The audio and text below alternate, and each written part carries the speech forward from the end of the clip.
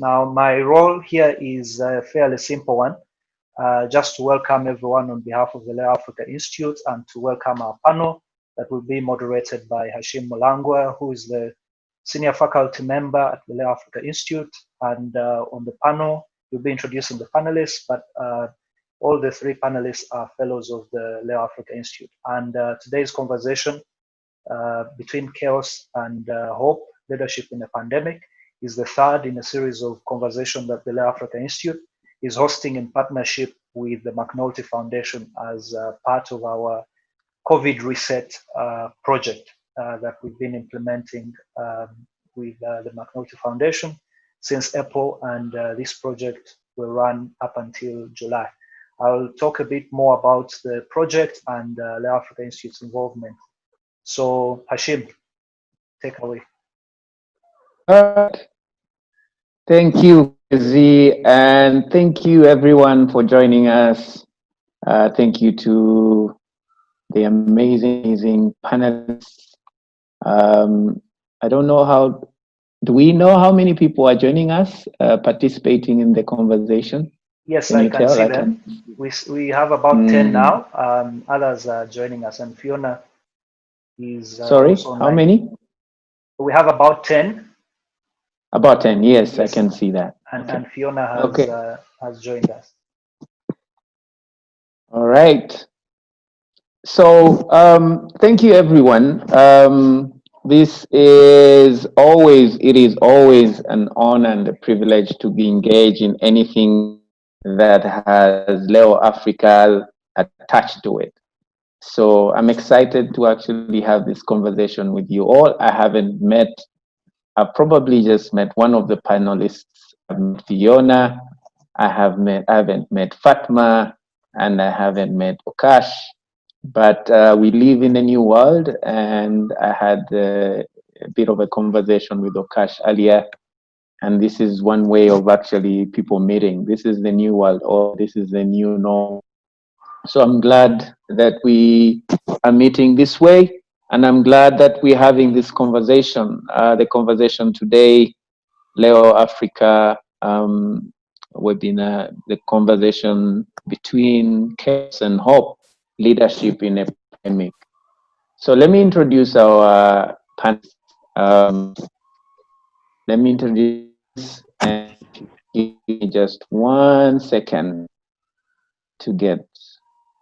So Fatma is a director, Fatma Kauga, right? Did I pronounce that well? Oh, did I pronounce that correct? Okay. Fatma Kauga is Director of Finance Administration for an organization called. She's born and raised in Tanzania, very passionate about education as a tool to eradicate poverty. She has dedicated her professional career and personal life and childhood to engage with children and empower children. And she is a big advocate for education for all. Fatma has a long CV. She's a Washington Fellow, class of 2020. She is a perennial leadership fellow, class of 2019, leaders project class of 2019, elders fellow, and holds a master's in science, in finance and investment, and bachelor's degree in science and taxation from Tanzania. Welcome, Fatma. Thank you so much, Hashim. So our next panelist, if I may, is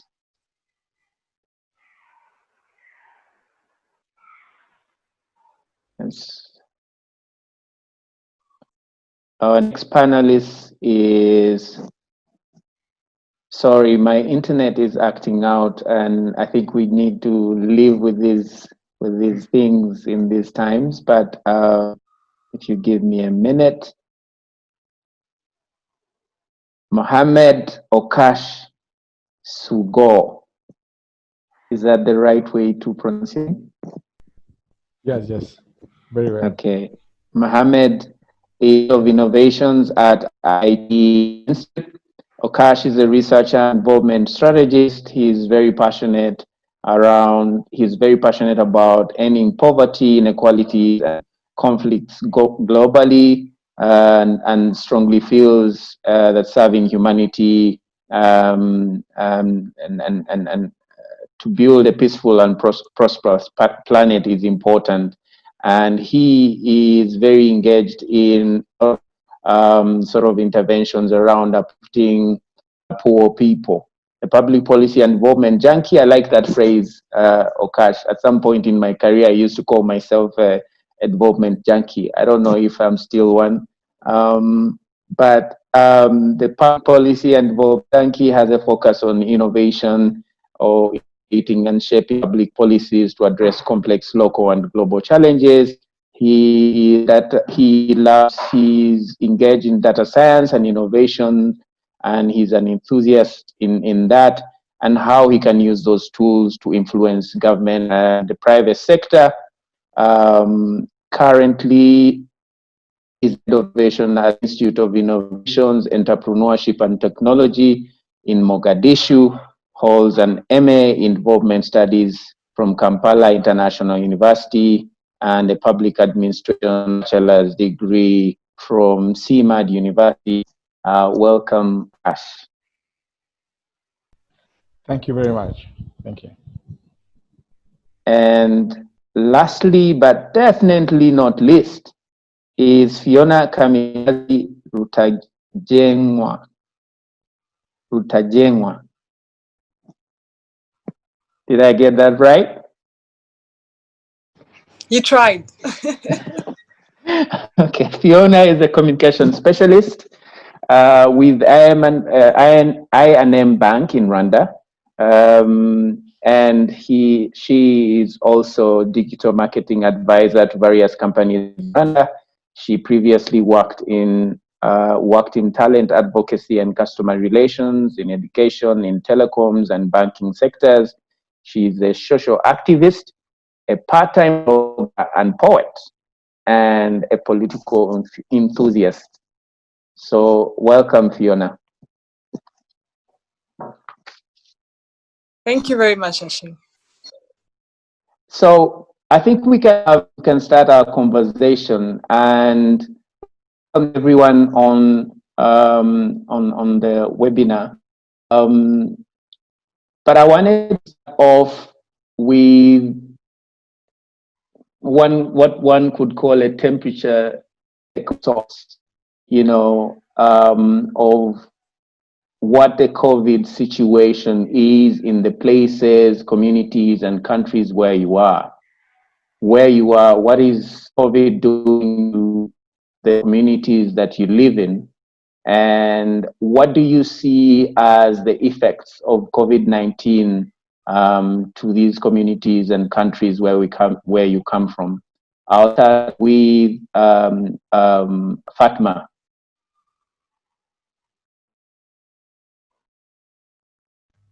Thank you so much, Hashim, for the introduction, but also for giving me the first opportunity to open up this discussion. I'm so glad to join everyone here. Well, in Tanzania currently, things are starting getting back to normal. Most of the people have resumed back to work. And just last week, the president has announced that we're going to open up the school from primary to secondary school. And 2 weeks ago, we also witnessed that universities were also opened. Maybe just a little bit background for everyone. The way we responded in the country since the coronavirus hit in our country in March, we basically did not have a lockdown opposed to other regions. We had everything going on normal, only that schools and universities, they're the only thing that we had it under the closure, but everything else was going on. And also the government insisted on people to take precautions, so we were much more taking precautions. But that did not limit us to experience other effects that has caused to the coronavirus. We have seen loss of life. People lost their lives during this time. But also there was economic fall down that has been hit, and basically in the employment perspective, we have seen some sectors, especially tourism, that they had to shut down. hospitality industries, the hotels. You could tell that also private sectors, they had a shock and experienced the economic effect onto that one. Laborers, people from private sector that were being employed, think of the private schools, they had to trim down teachers. Um, Private industry also as well had to shut down some of the employees. But also we had issues on the import and export in terms of economic perspective. We have seen borders conflict with our neighboring countries, the case of Kenya and Tanzania, and this has really caused most people, the truck drivers, not to be able to carry on their daily economic activities, but also some sort of business shutdown for people who relied on the importation or exportation of their goods to other countries that have responded through the lockdown. Also, other things that has been affected in the industry of arts, sports, and entertainment industry. We have seen that some of the concerts were not being able to implemented. Football matches, soccer, etc., were not being able, and all the industry that needed people or needed the live audience for them to take part, they were not being able to take part, hence at some point they were affected. But also it goes down to behavioral changes. People really experience behavioral changes. We see people, we're now wearing masks, we are doing hand washing in every store, in every public facility that you want to go. You have to make sure you either wash your hands, you have sanitizer, you're wearing masks. So it's that behavioral change that has been experienced in our country. And social distancing, this has been done like all over the place. Some do it voluntary, but some has to do it through the imposed law, like you have to experience the social distancing. People experienced the quarantine, stayed in their homes, and did not go outside. But also mental health issues because of tension that was brought with this pandemic. People experienced mental health issues. People also fear to go to the hospital. They weren't so sure if they go to the hospital, chances of them not being able to be exposed to the virus, if there's assurance of them to be safe. But also schools and universities being shut down. This has never happened before. Having students staying at home for more than 2 months, this has been a very big shock. It's almost 13 million students, 13 million children from pre-primary, primary, and secondary school. They were out of school during this time. So basically, that's what we have experienced in Tanzania currently based on the coronavirus. Interesting. That's interesting. Okash, what what is happening where you are, or where you're best, and the places that you're interested in? I don't know if you're best in Somalia, but it would be interesting to hear your take on how this has affected Somali society. Clearly, some countries have taken different approaches to addressing the pandemic. Countries have taken different approaches to flatten the curve, so to speak. Tanzania did not lock down. Somalia locked down. What are the implications that you're seeing as a result of that? Thank you, Hashim. Thanks indeed. And I'm very happy to be part of this conversation. I thank Kwesi and LéO Africa Institute leadership team for bringing us all together here. The COVID-19 has resulted in a huge crisis in Somalia. By the way, I'm live from Mogadishu. It's a huge crisis in Somalia. We have lost almost 90 people. We have recorded over 3,000 cases. Also, nearly 1,000 cases were recovered. But in Somalia was counted one of the least prepared countries to face such a threat because of weak infrastructure in terms of the health infrastructure. We were not much ready for COVID-19. But we managed successfully. When you take a look at the cases and the statistics we have recorded, it seems that Somalia did a very well job. And this is the reason, and this is due to the leadership of the country. As I've mentioned this in my article, inclusive and transparent leadership has been a very essential to deal with COVID-19.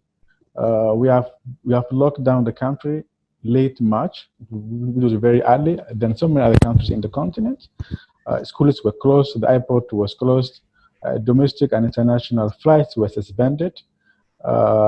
Any kind of social gathering, which is sports or wedding or political gathering, whatever gatherings were banned, and night curfews were observed as well. Personally, I've been in my office for nearly 3 months, so you can imagine that is the new normal we are experiencing. We have been conducting business through digital means.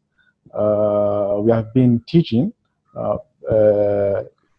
strengths and engaging partners through via online. So that was a new things. And some of us being at home, and so that was a new thing. For example, I've been at my home for almost more than 2 months, which has never happened in my life. So that was a new thing. It's really very hard to adopt such difficult time. Imagine the young kids, the young people, or the elderly people who were coping such terrific, such hard time of the COVID-19. Basically, what was happening in Somalia was similar cases to so many other countries, like Uganda. We have followed the path of Uganda. Uganda was in lockdown, and we were similar in lockdown. But the good thing is now everything is now coming back to normal. Apart from the airport is still it's closed, but the schools are now reopening, the markets are now reopening, people are coming together, people are now getting married. It's a good thing, but there is a big lesson from COVID-19. Some of our behaviors have been changed. We never used to have, most of us, we never used to have, hand sanitizers in our bags, but now everyone seems to have hand sanitizer, cleansing wipes in their bags. Some of them, they have a facial mask. Others have a gloves. So that is a really good thing, and that shows that we can be ready and for the next future health pandemic. Thank you, Okash. And to follow on what both Fatma and Kash are saying, the COVID-19 has impacted communities where they are in so different ways. Schools there have been lockdowns, schools have been closed, people are not going to school anymore, businesses have closed, social gatherings have been, banned for a long time. But a lot of these countries are actually opening up, including Uganda, where I am right now. What has been the experience of Rwanda going through this process, the lockdown process, and what do you see sort of high-level effects of both the crisis, but also the measures that have been put in place to address it? Thank you very much, Hashim. Briefly, in Rwanda, we have now resumed business, but with maximum observation of social distancing. It is mandatory to wear a mask in Rwanda now. If you leave your house, you have to have a face mask.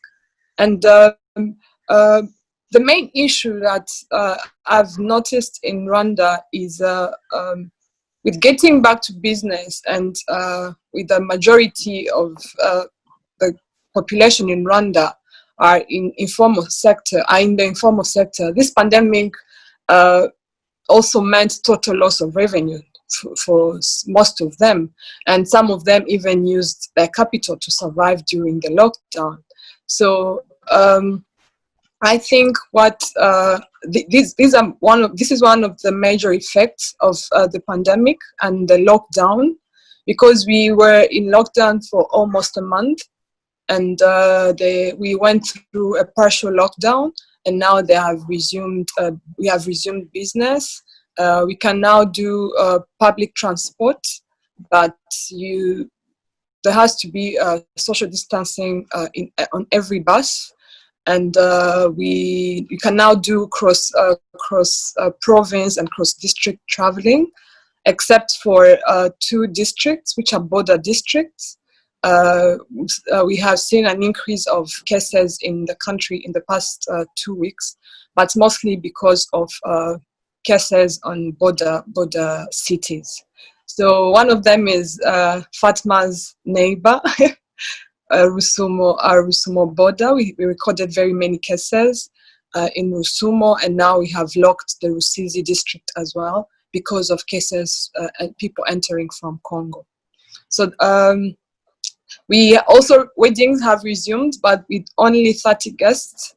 I hope they keep this this rule. And also burials, only 30 people can attend. Students are learning on TV and radio, and but they will resume in September. Churches are still closed, and basically that's the situation in Rwanda now. Thank you. That's interesting. That's interesting. I think one of the things that keeps coming up in the conversation about COVID is different countries, again, different countries have taken sort of like different approaches to address the pandemic in some way.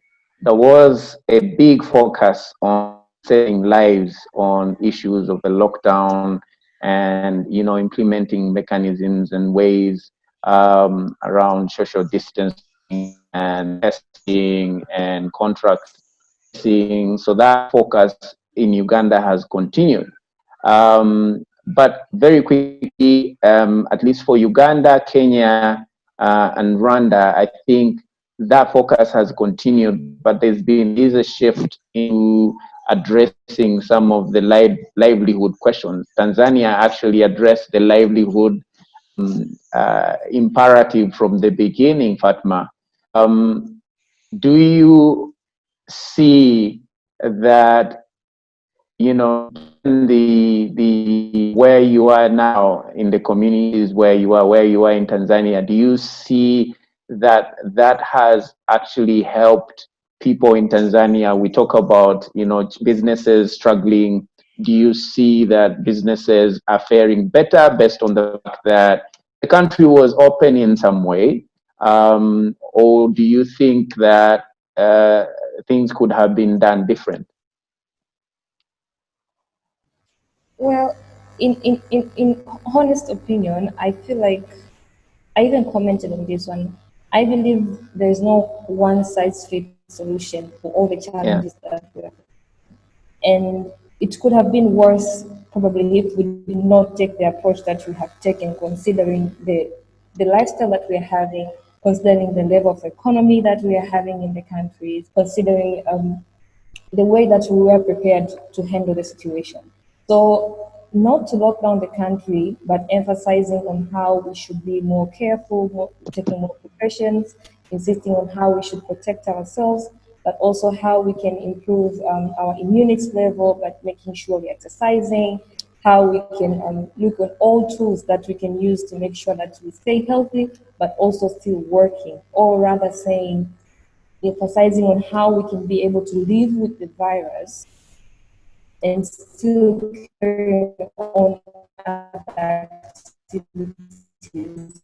Reflecting on it now, I think it was a better move. I've been worse than that. And I'm not trying to downplay the virus or anything, but I'm trying to emphasize on the point that we are living in diversified levels of economies. A lot of people in our countries are having a hand-to-mouth kind of economy. Now, if they were told to be locked down, I think they could have died before even the virus got them, you know? So if the government took the measures and, you know, emphasized on how we can protect ourselves and yet carry on our activities, I'm just glad that at least it helped in our ways. Maybe it could have been worse than that had it not been that way. But to respond further, I don't think other things remain the same. As I said, we have been affected to other kind of ways, especially in those areas that we had the lockdown. I'm working on an organization that we are providing digital education for children in the country. And we came into existence because we realized there's some gap in the education sector. We realized that people who are going to school, but still they have resources like mobile phones or computers that they can use to learn.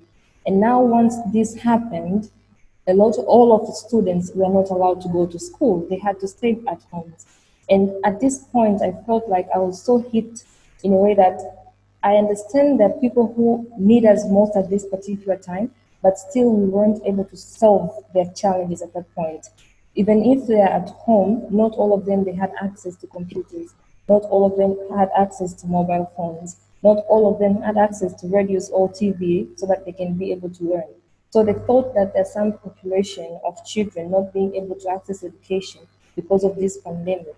For me, really disturbs me, and it has given me another enlightenment to think on how we can use our solution, our technology to be able to fit in those kind of situations. How can we be able to respond further and reach even that person that cannot be able to access maybe tools that are already existing to be able to learn anywhere, anytime in such kind of situation that we are having in the near future.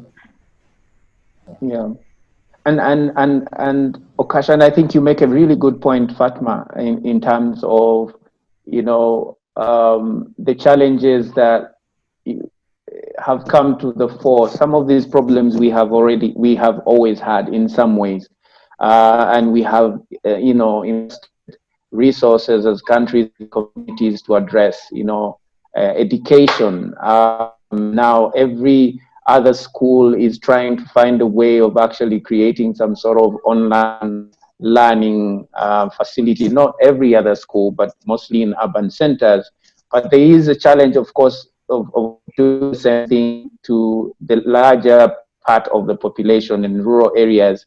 Uganda has taken the approach of, saying, look, we could actually communicate, use radios to create content that actually can be communicated to kids in rural areas that, and they can keep their schooling going. Okash, you mentioned your opinion piece that you see this as an opportunity to shape the way we think about these problems going forward. And one of the ways is really to leverage, information technology, to leverage artificial intelligence in how we address problems, for example, in, this education problem. Do you see that as an opportunity for COVID?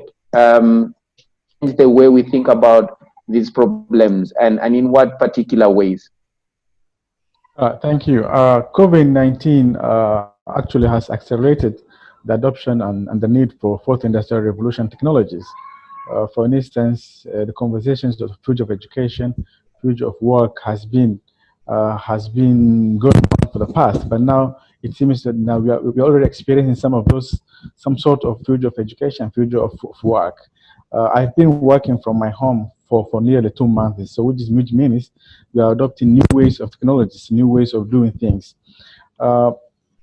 Yes, so some countries like Rwanda had adopted robots to administer the COVID-19 patients, which was a real forward step when it comes to the adoption of technologies or AI in managing the crisis. If you take a look, so many countries in developed world, South Korea or Japan, they have been using AI-empowered technologies to deal with COVID-19. In Africa, or most of our countries, for instance, Rwanda, Somalia, or Tanzania, we have similar development predicaments. We have a huge digital divide. We have investment gap when it comes to digital infrastructure. So I think as a countries from Africa or sub-Saharan countries, we have to take this one as an opportunity to invest our digital infrastructure. For instance, I work for Innovation Hub. We have shifted our business through digital means. I also teach at university. So imagine how many students or how many startups can have access to digital means to conduct business online if they have not already prepared for. We have a huge gap when it comes to digital tools and digital infrastructure. But this is a great opportunity, and we have to seize for this opportunity. How? By building the infrastructure gap, by filling the infrastructure gaps, also by building policy frameworks that empower people and businesses and other sectors to adopt these technologies. Some governments can also take this as example or as opportunity to empower technology in their countries by giving tax levies, for example, or tax holidays or tax allowances to these startups who are doing an amazing job when it comes to COVID-19 interventions. For instance, I've been working with so many other development partners to hold a number of hackathons to innovate in new technologies, new softwares or tools to deal with COVID-19. So which is a very good forward step. But this intervention is coming from a donor perspective, not a local perspective. Yeah. So we government from Africans, we need to own our innovations, to invest, to invest science and technology, and that is way forward. AI or any other type of technology can build a better and prosperous world if it's used for better means. But that comes when we invest it.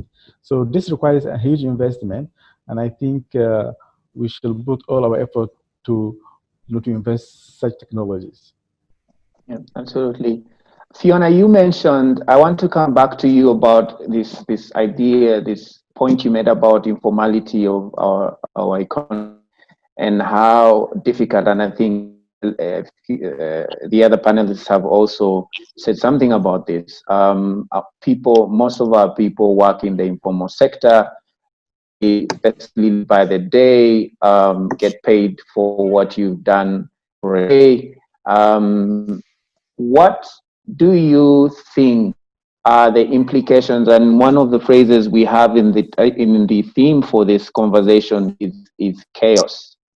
Between chaos and hope, what do you think are the implications of COVID-19 to people in urban centers who struggle to live beyond a daily income?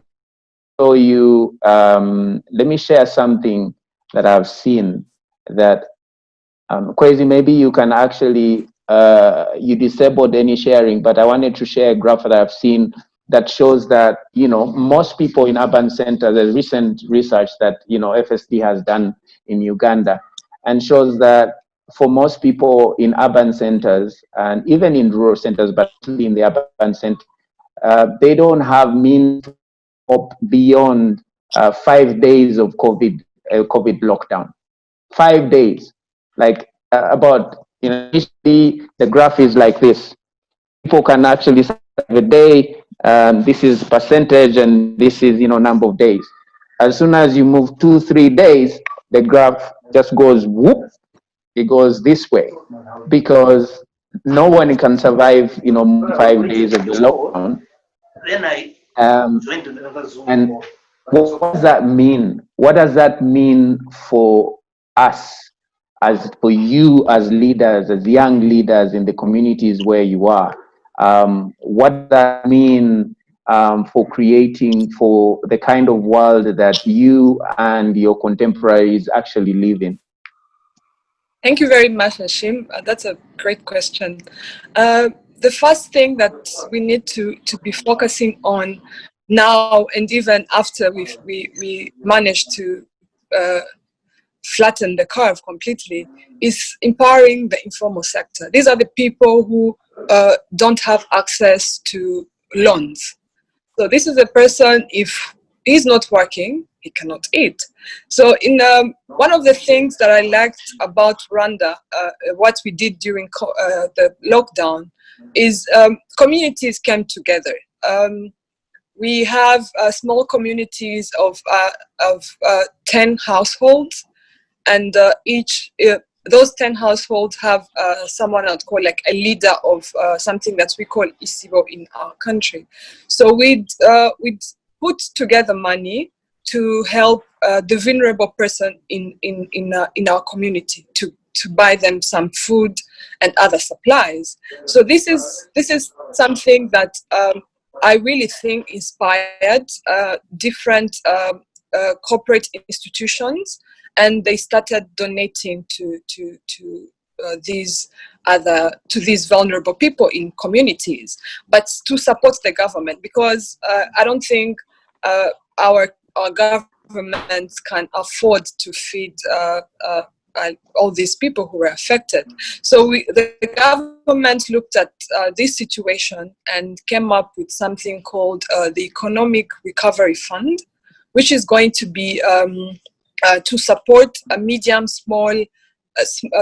micro, small, and medium enterprises that were severely hit by COVID-19 to resume, to go back in business, because some of them need stock, some of them need to change completely the direction they had taken in their business. For example, we were promoting made in Rwanda products, and the majority are in the textile business. So for now, those people have shifted from making shirts and bags. They're now making face masks, because this is what people are buying now. So we need, by empowering these micro and small enterprises in that way and giving them access to finance, I think we'll be able to move them actually from the informal sector now to the formal sector.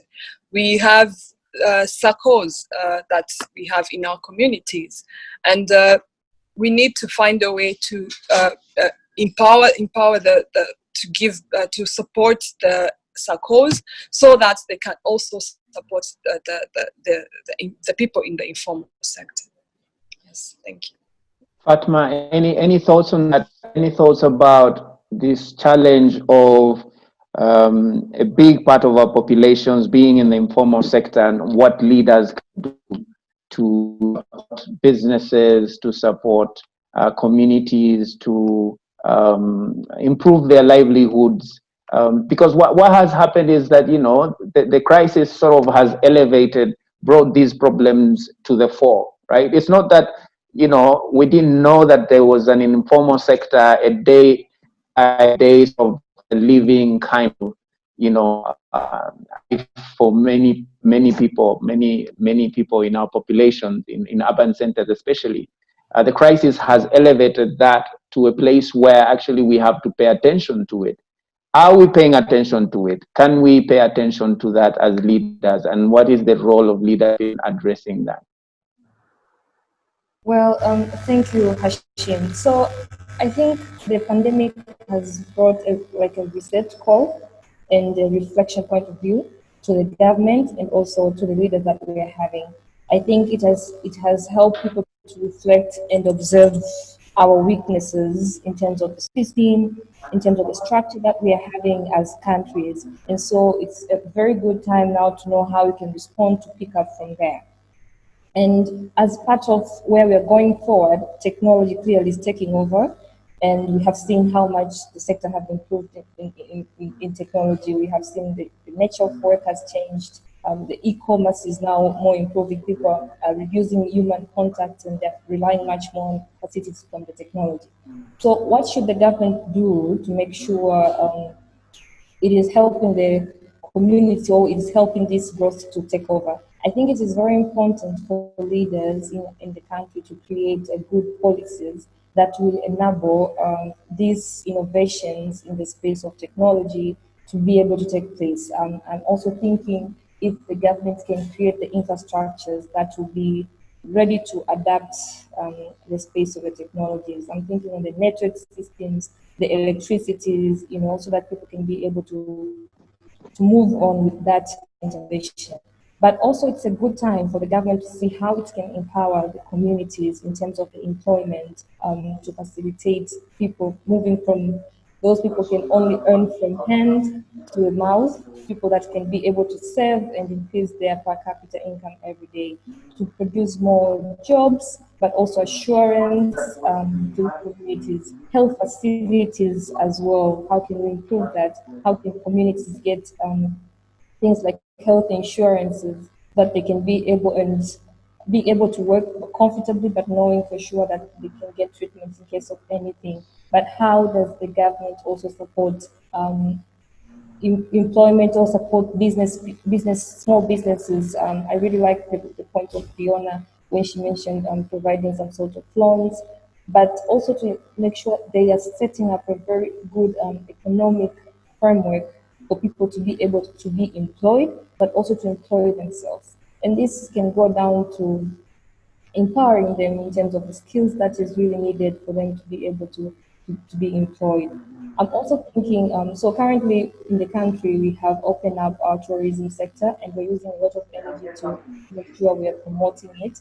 So it's a good opportunity for the government to see how also it can empower the whole value chain in that industry to be able to work and have opportunities to earn something out of it that is more sustainable and that can live even post-pandemic. Okay, but Fatma, the thing is, maybe if I can push a bit on that point.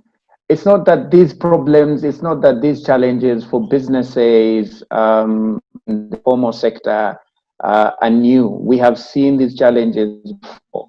What gives you hope that the way them post-COVID is different? We have done business development services for the informal sector to try and formalize the sector. We've done all kinds of interventions to support, Juakalis, as you call them in many areas, what makes you think that, structurally thinking, that government and leaders and you in the communities where you are, you're going to be thinking different to actually address the structural impediments, the things that actually affect businesses, affect young people? Are we training young people? Are we going to start training young people very differently? Are we going to provide, Fiona was talking about credit facilities to small businesses. Are we going to rethink our models of how we actually provide credit facilities to small businesses? Structurally thinking, where is the opportunity for the pandemic to actually drive fundamental shifts in the way we address these problems? Yeah, as I said, pandemic has brought a very huge mirror for reflection, and it is helping the government now to reflect and see and pinpoint the critical areas of weaknesses.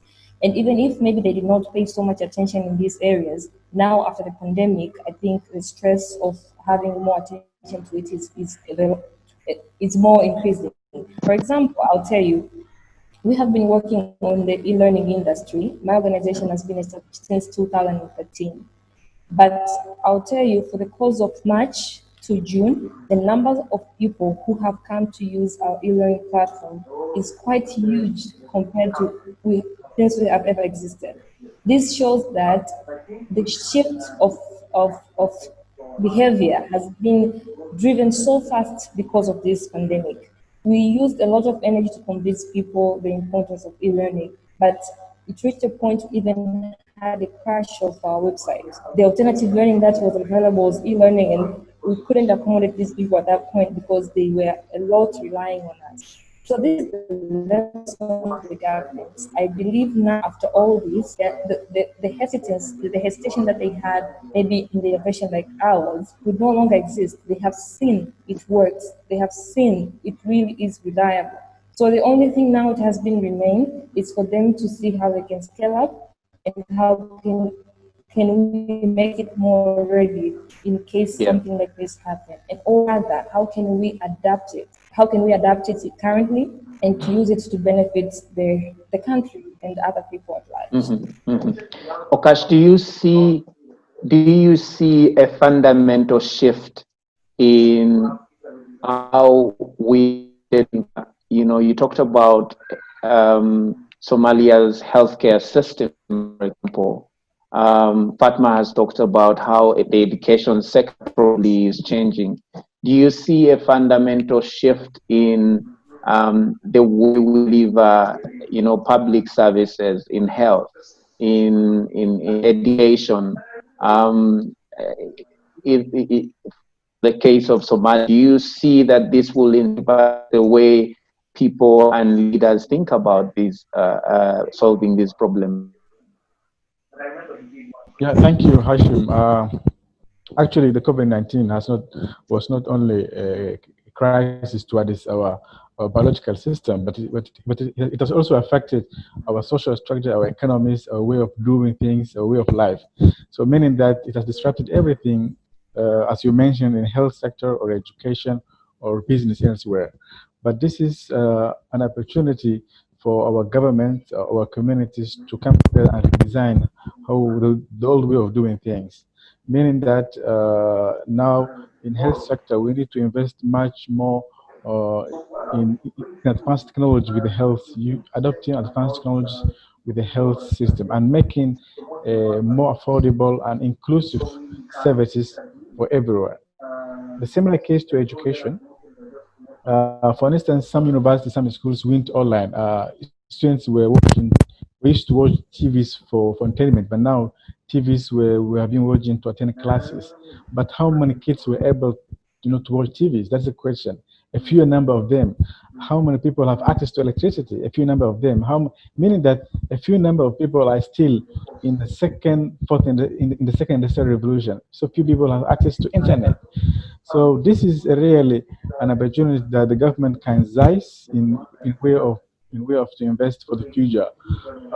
If no one have to leave behind, we need to invest infrastructure in terms of internet, technology, and energy, so that we can solve the current and future crisis. When we're talking, yeah, when we Go talk ahead. about Go ahead.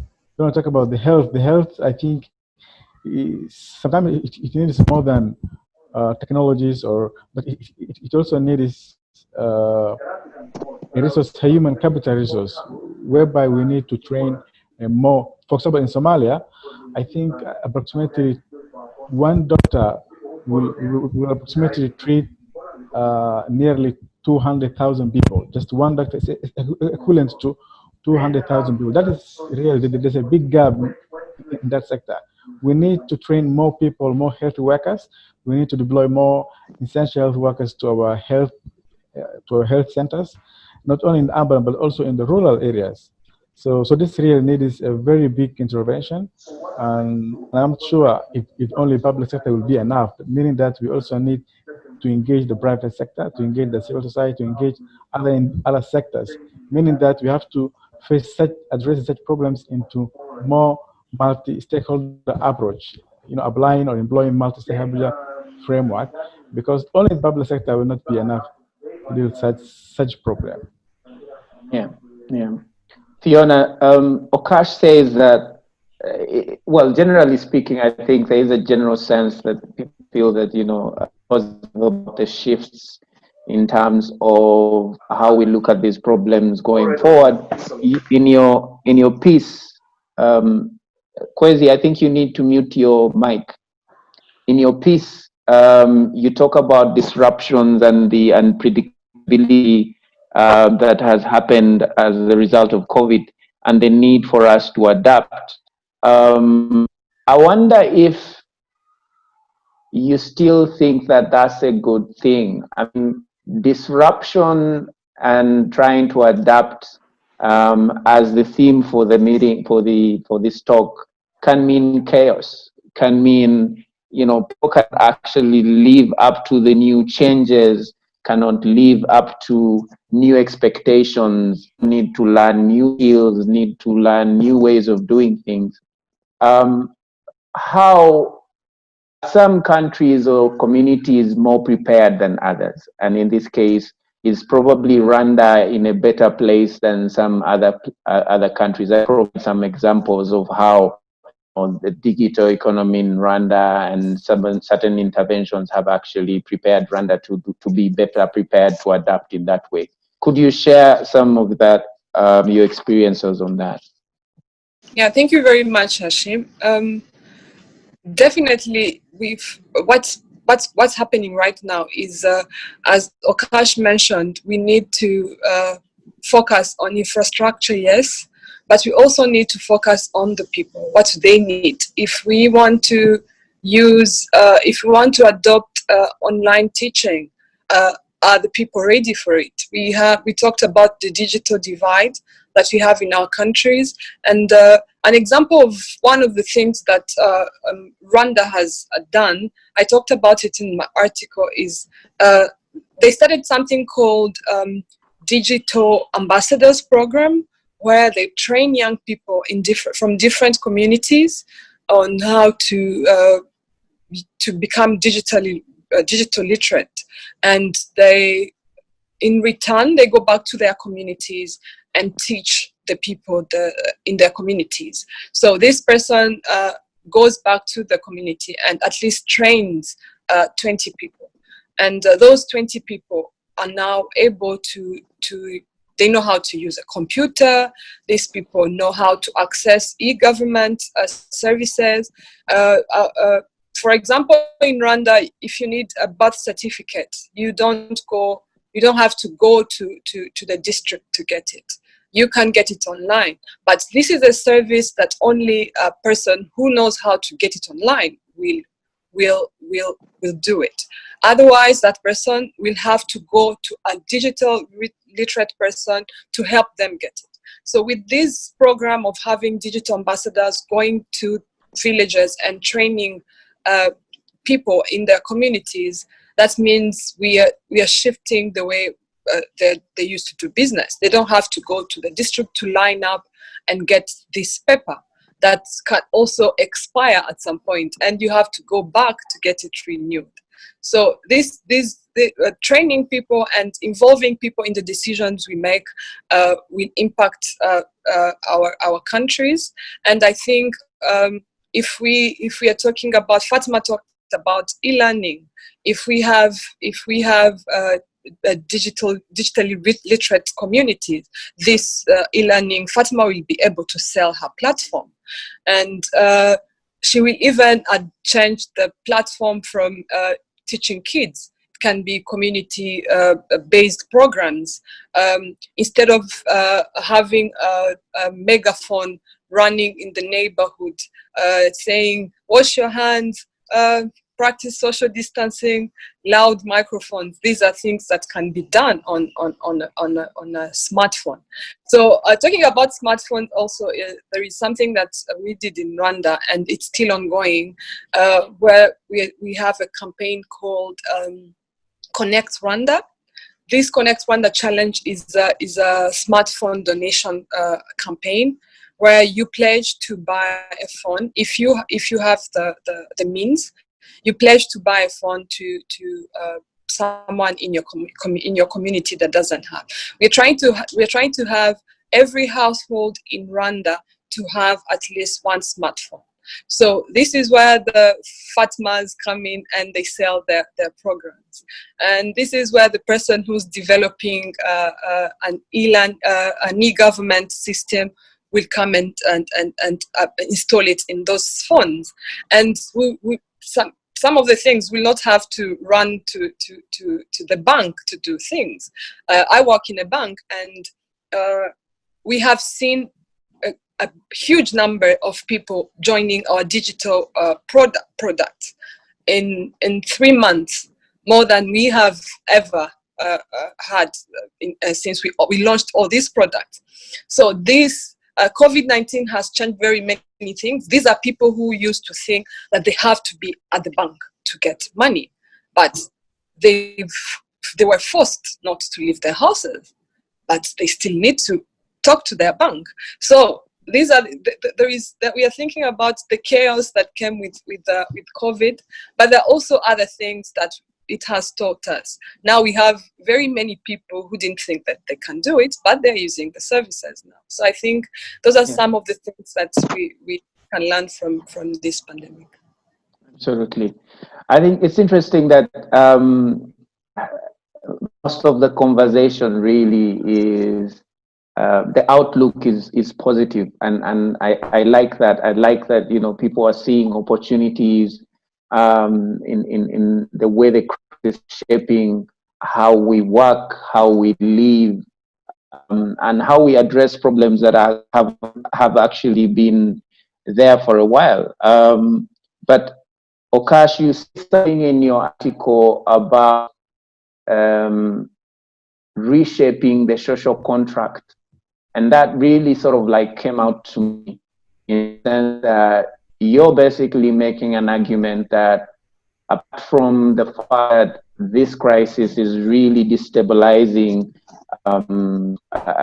creating a threat on health in our lives, is going to shape, it's probably going to shape how we live together, we live as a community, we govern ourselves, and this social contract between, leadership and the common person. Share some thoughts around that and where you see the threats. Are we not paying attention to some of the potential chaos that might arise as a result of this pandemic? Thanks, Hashim. If you take a look at the history, in 1918, when the World War I has ended, the world came together and formed International League of Nations.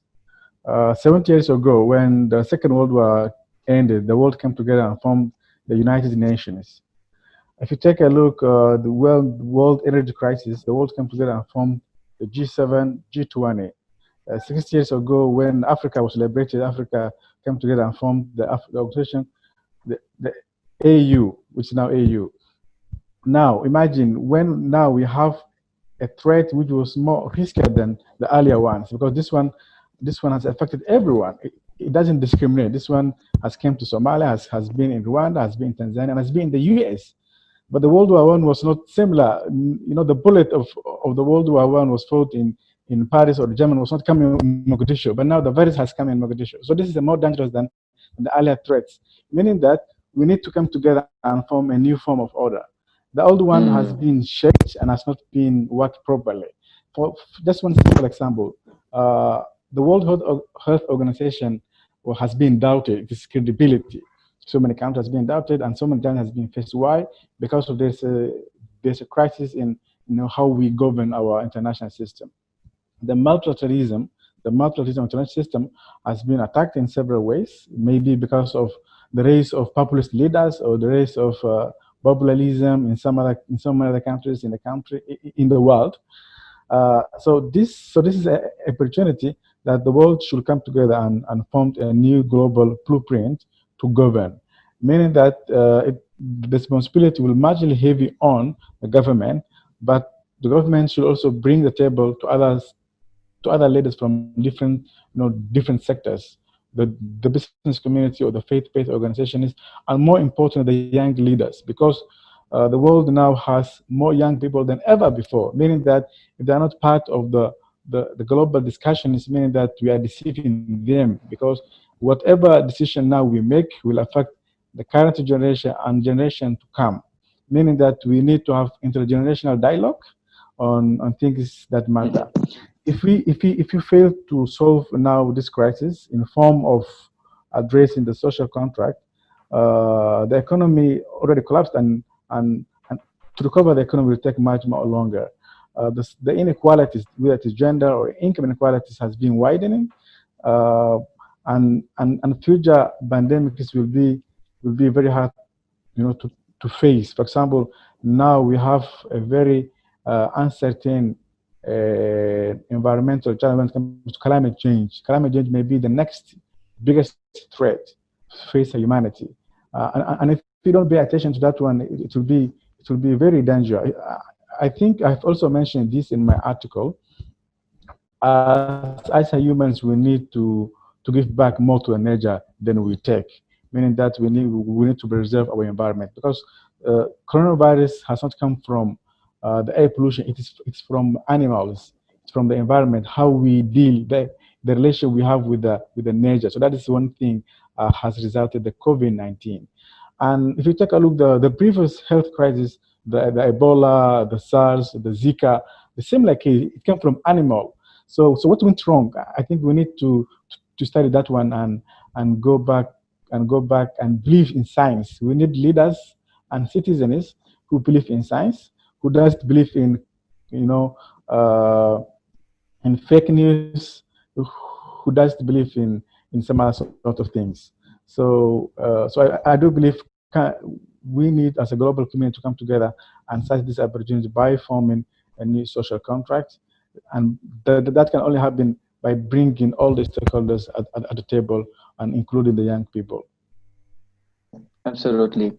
Fat, I'll share something, and maybe as a transition to the second part of our conversation about the role of leadership means.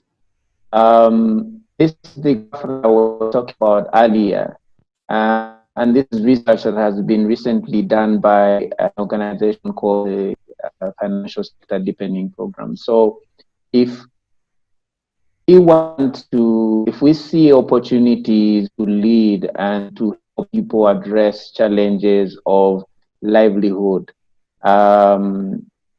most of most of the people in Uganda here, this graph basically says this is the risk that Ugandans have to sustain their lifestyle over the lockdown period.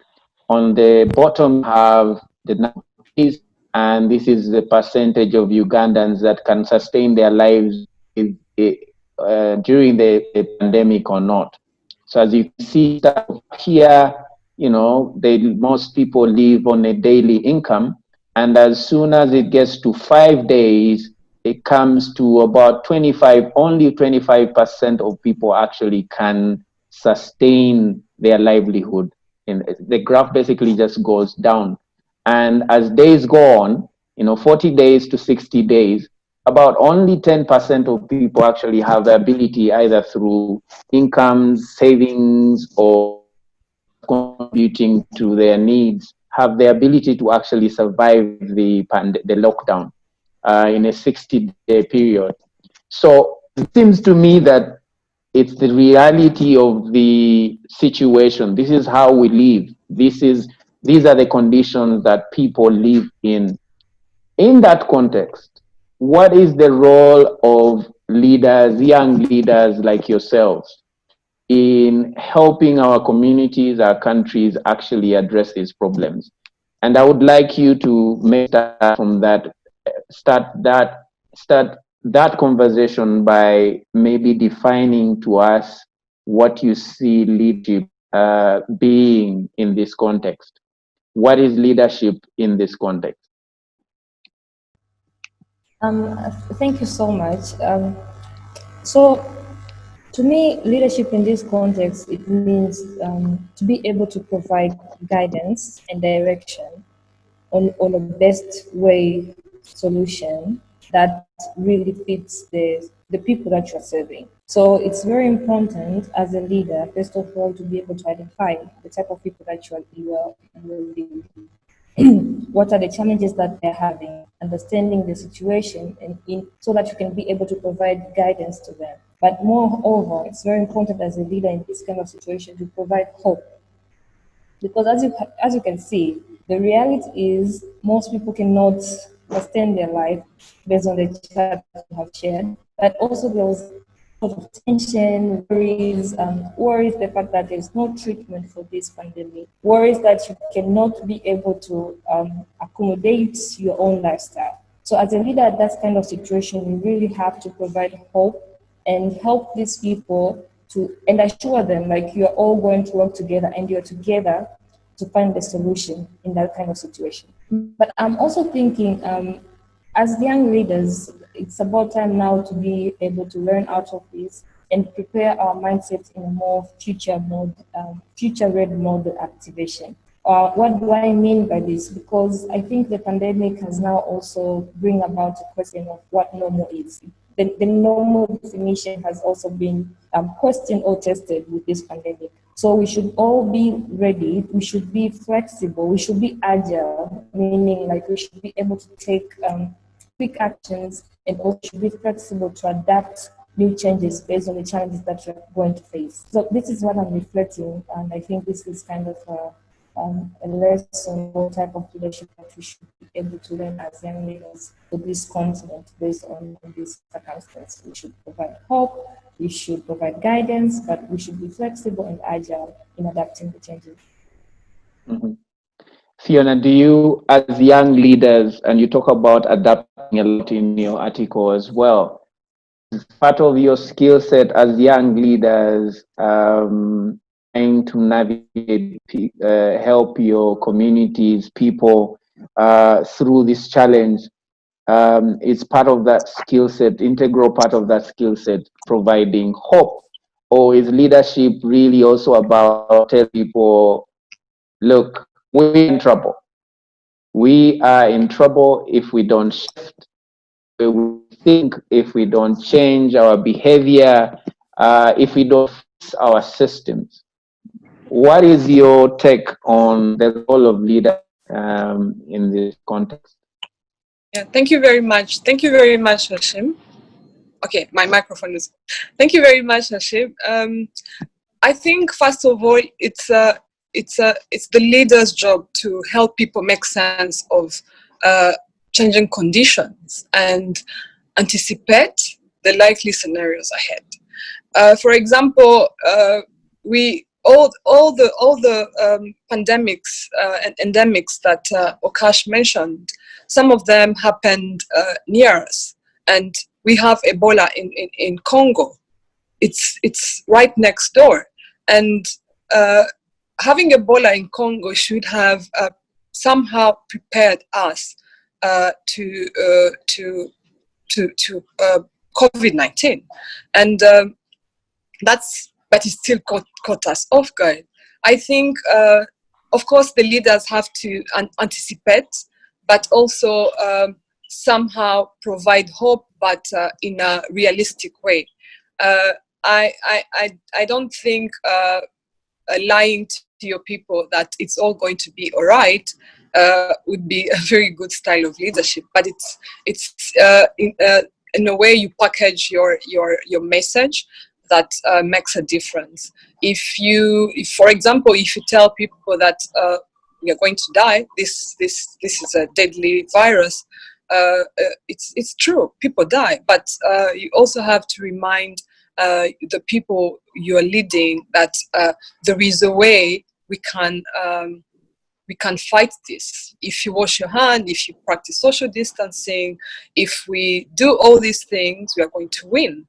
So I really think it's all about how you package your message and how you yourself as a leader is prepared to act in case of an issue like this one. Right. Kash, are you a leader that is going to lead people with the message of hope, of opportunities that you see on the horizon coming out of this, which you have articulated? Or are you a leader that is going to tell people, if we continue having chaotic markets, if we continue not to our health infrastructure? I was reading somewhere, at the beginning of the pandemic, most people were concerned about the ability of our health infrastructure to deal with the crisis. And I saw some, there was some data that was saying countries like Malawi has about 25 ICU beds. Kenya had about 130 ICU beds. Uganda had 55 beds. And because people expected that we needed ventilators, we needed ventilators. We need ventilators now, but we needed ventilators even before.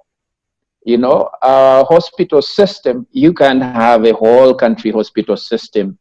In Burkina Faso, population of about 19 million people with 11 ventilators. You can't have 3 ventilators for 5 million people in the Central African Republic. These are realities of the chaotic, difficult sort of scenario that we found ourselves in before the crisis. Maybe the crisis can help us address these problems. But do you lead by reading a list of those things that you say are not going right and saying we need to fix them based on, us making investments, using this opportunity to make these investments? Or do you lead by saying, look, our system Many schools now are going digital. We can actually change that, make Fiona talked about the opportunity around the financial sector, and people actually realize there's a digital economy out there. We need to actually partake in these services in a different arena. Indeed, you don't have to spend 2 hours going to a bank. And what kind are you?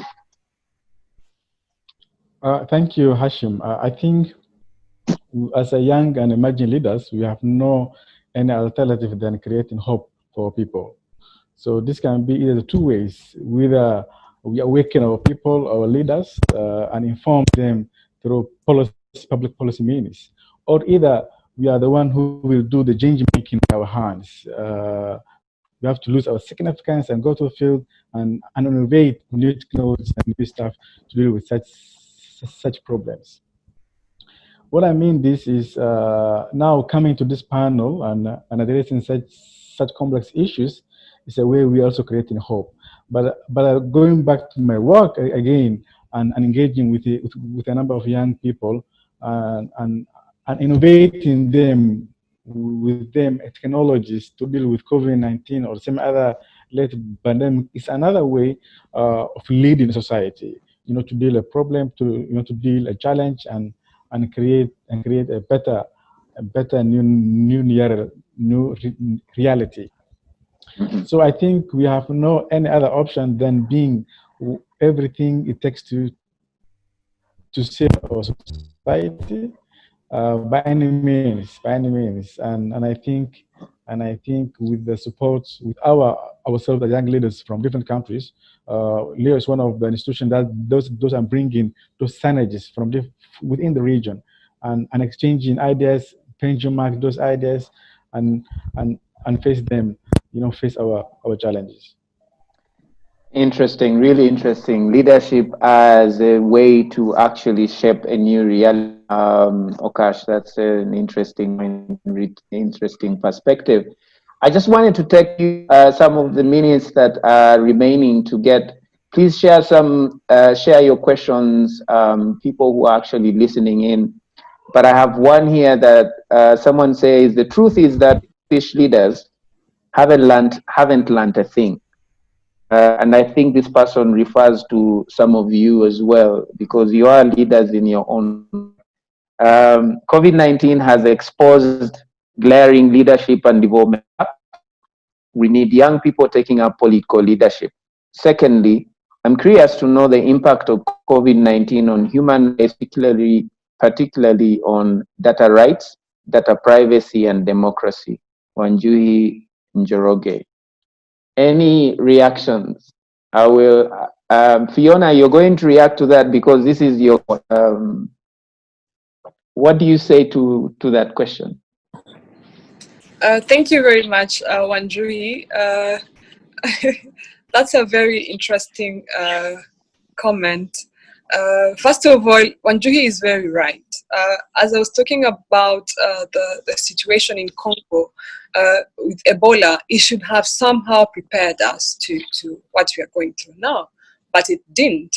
So we're going to have more meetings after this pandemic and talk about lessons learned from COVID.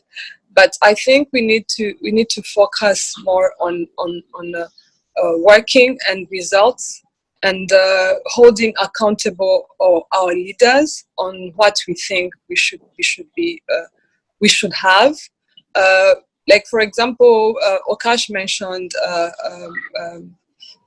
health insurance, and it's still a very big issue in very many countries. And we talked about infrastructures. So we talked about the ventilators that are not there, and we talked about very many things, but things that we should have. I think we should be able to hold our leaders, and of course, as young leaders, to hold ourselves accountable on things that we should be changing now and act. She also talked about data and privacy. With the technology that is going on, I think that's a very interesting comment.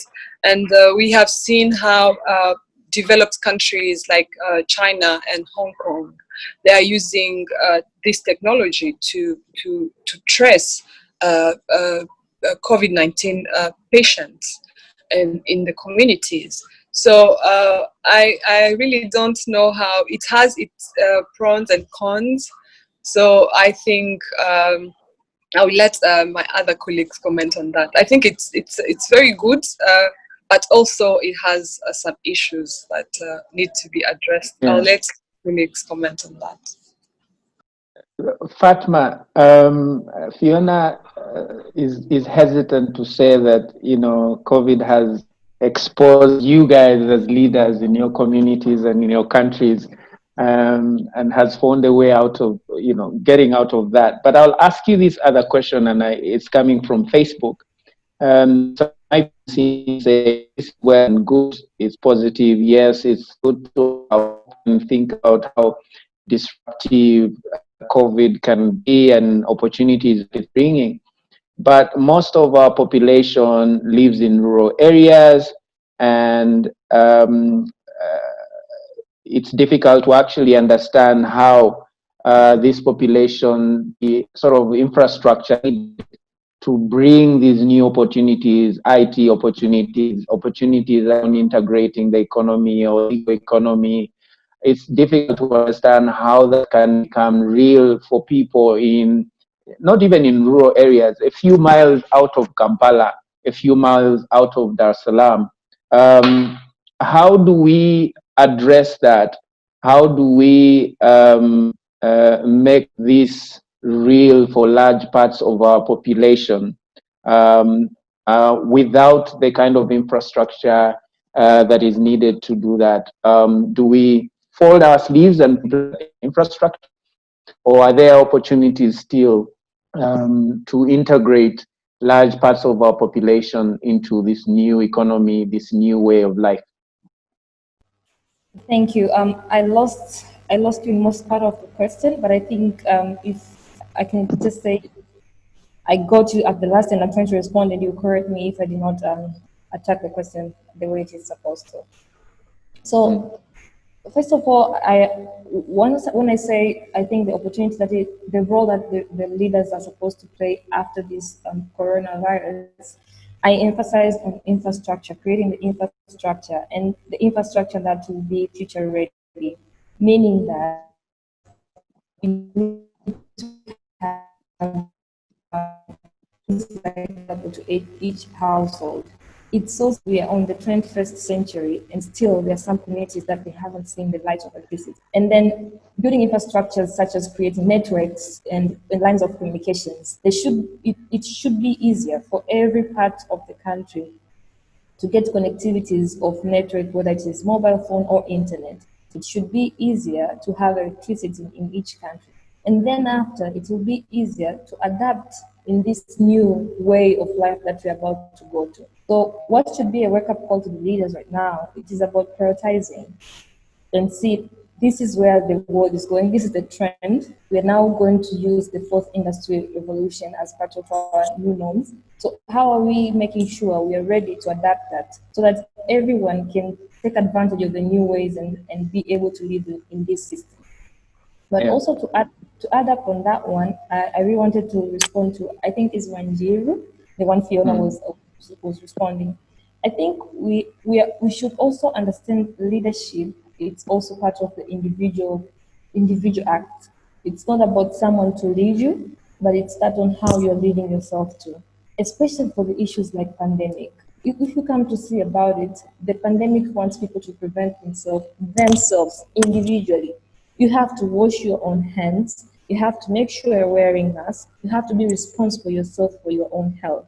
This does not have to be government or a certain leader's role to make sure you're doing it. So we should also be active citizens, making sure we are also taking care of ourselves and thinking of others in terms of health-wise.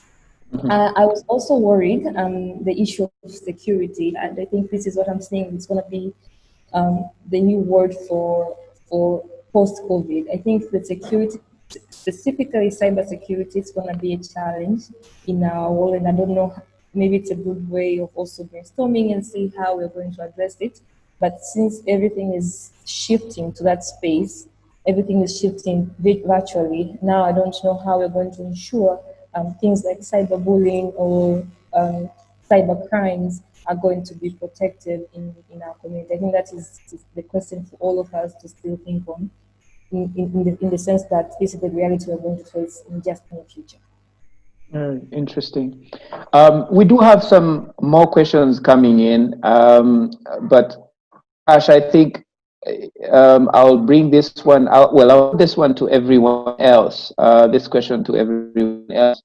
A short comment on, building infrastructure and creating capabilities that are the backbone of the transition and changes that we're talking about. I mean, I've been working on fiscal stimulus, or for a country that is not going to be named, and I've looked at a few others. I don't see many.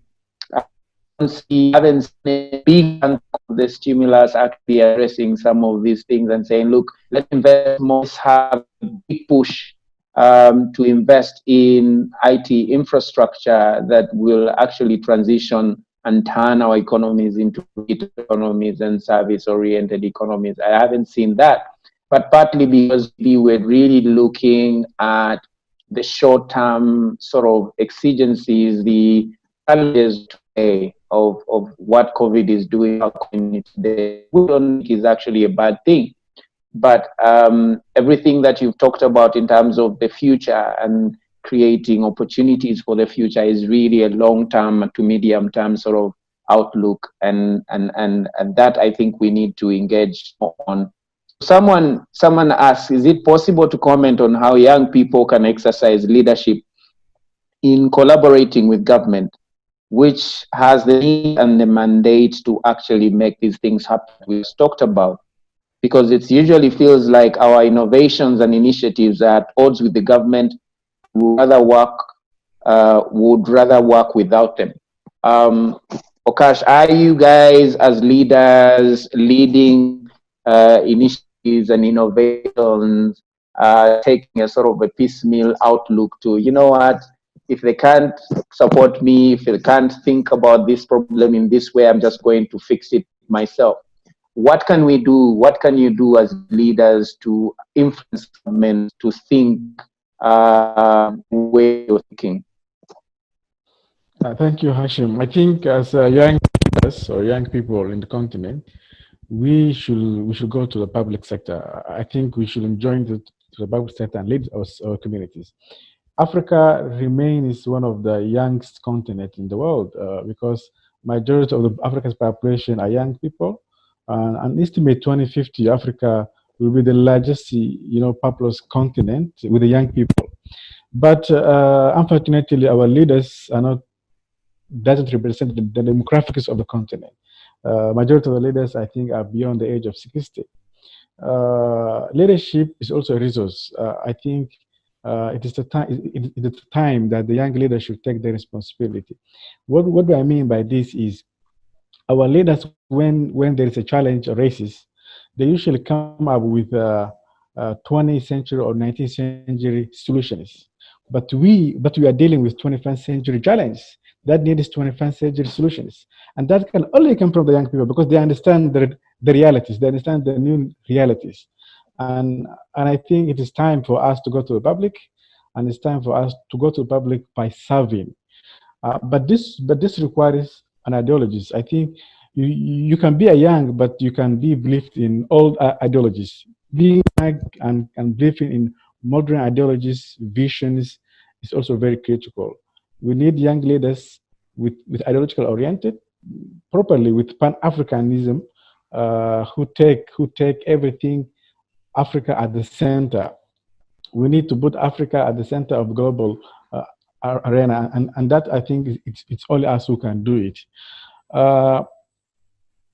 Everyone has a role to play, really. Everyone has a role to play, and I don't think we should only blame for the public leaders from the public sector. I think as citizens, we have also a huge responsibility on how things can work on real, how things are working. We are the ones these leaders are coming from. We are the ones who are voting for them. We are the ones whom they are serving for.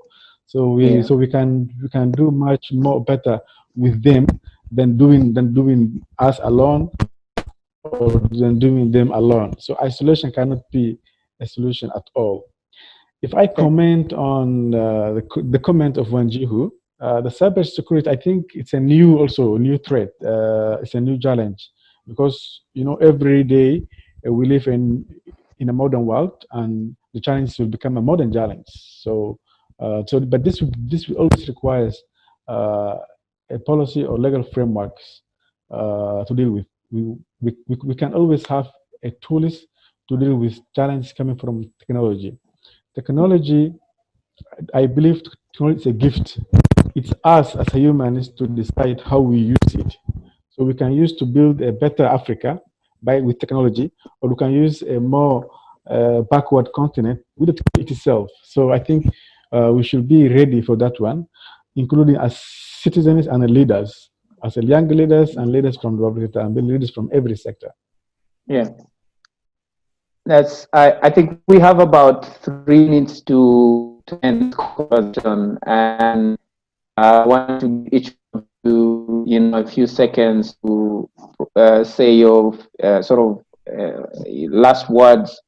And the thing that I take from what Okash is saying, it's time for you guys to bring 21st century, not even 21st century, bring the 20 going on forward solutions that you see enough with analog solutions to problems that are very different today. So maybe you can comment about that, what your perspective is going forward, and how you're going to exercise that leadership, integrating into these conversations as young leaders. Fatma. Thank you.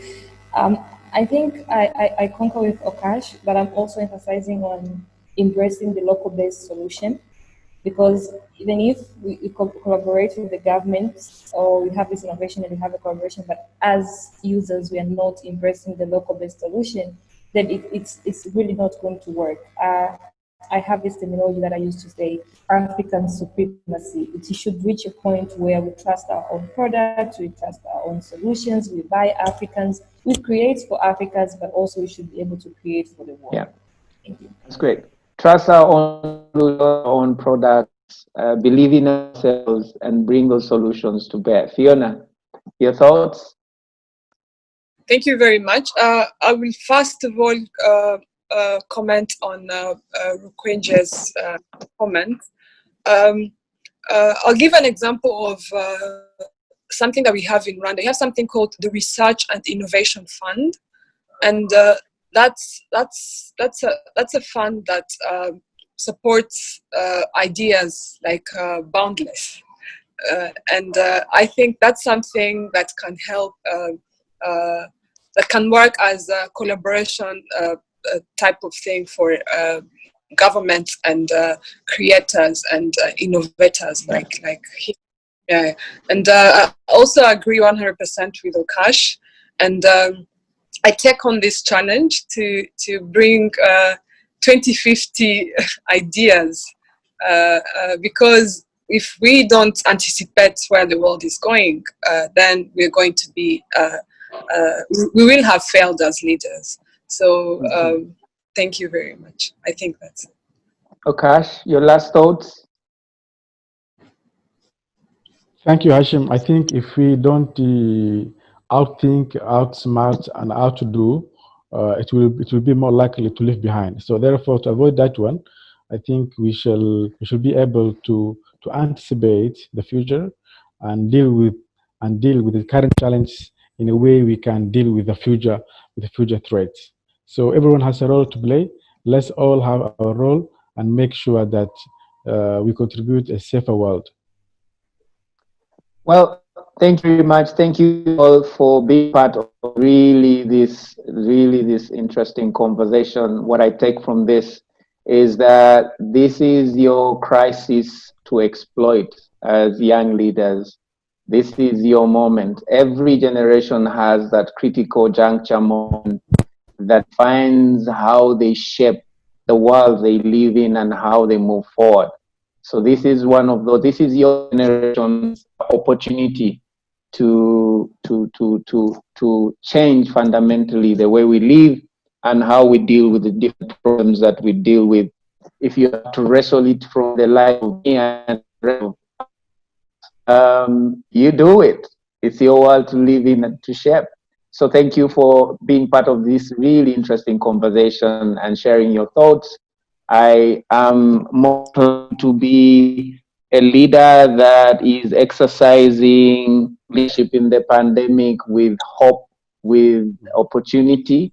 You have listened me to a certain level, but I'm also very cognizant of the change around, as Okash said, the social contract, the chaos that might arise if we don't rise up to the occasion. So Kwesi, I leave this to you to close this session and give any final remarks. But thank you guys for the opportunity to engage. Thank you very much, Thank you. Hashim. Thank you. Kwesi,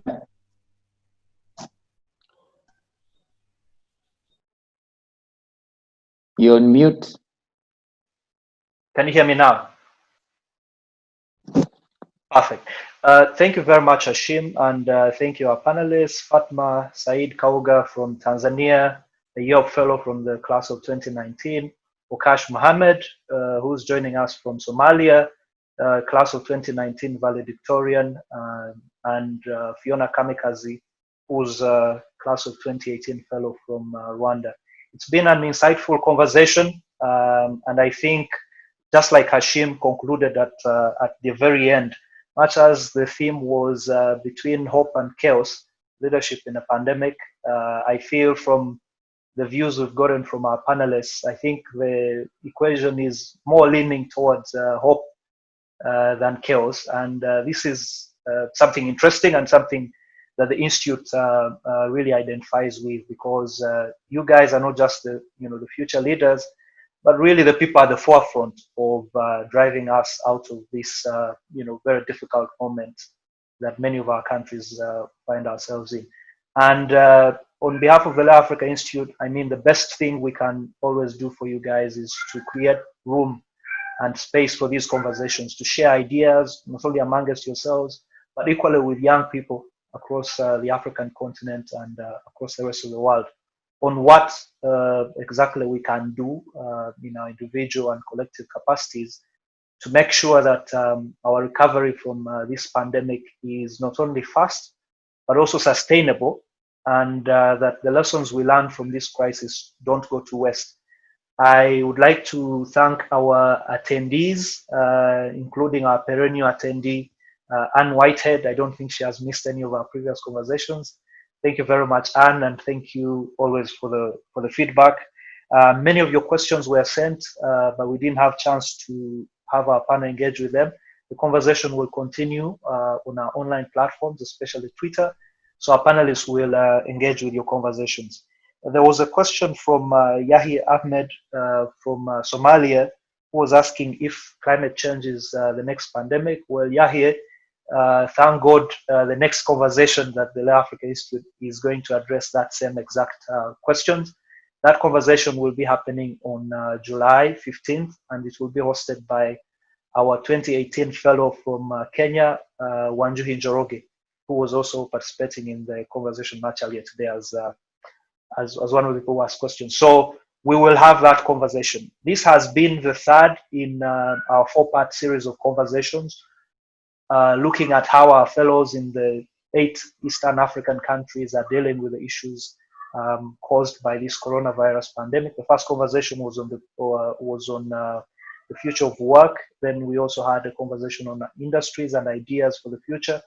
this on leadership in a pandemic, and the fourth and last one will be on climate change, and if there are any lessons we've learned through this pandemic that will help us in dealing with that issue when the time comes. Without saying much further, I think on behalf of the LéO Africa Institute, I'd like to once again thank you all and look forward to continuing this engagement with you guys. Thank you very much. Thank you so much, Kozi. Thank you, Chris.